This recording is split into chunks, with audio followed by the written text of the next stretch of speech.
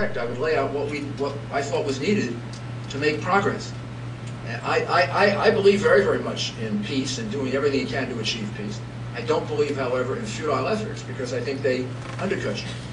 I don't think there's any point in having a peace process between Israel and Palestine unless it has some degree of opportunity for success.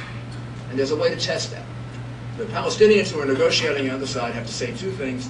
And if they say two things, we can get this kind of moving.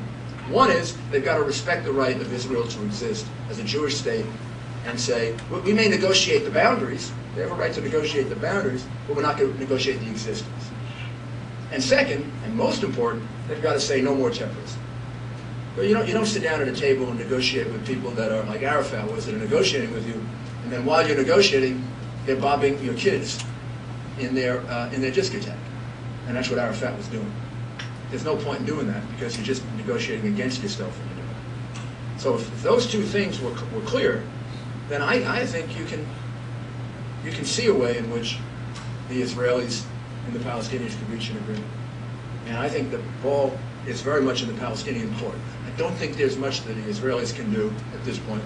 I don't think there's much we can do until they can get a consensus, even if it's just in the West Bank, which could happen, to accept those two principles: the existence of the state of Israel, negotiate the boundaries but not the existence, and second, the whole concept of rejecting terrorism. And finally, it is not in America's interest to, by mistake, create another terrorist state. Because the only reason it's in our interest to create a Palestinian state is if it's going to help us, not hurt us, in the terrorist war against us. There's nothing in it for the United States. You know, maybe somebody could win the Nobel Peace Prize doing it, but if it's done incorrectly, we could end up with a haven for terrorism. And the last thing in the world we need is another haven for terrorism. The next question is,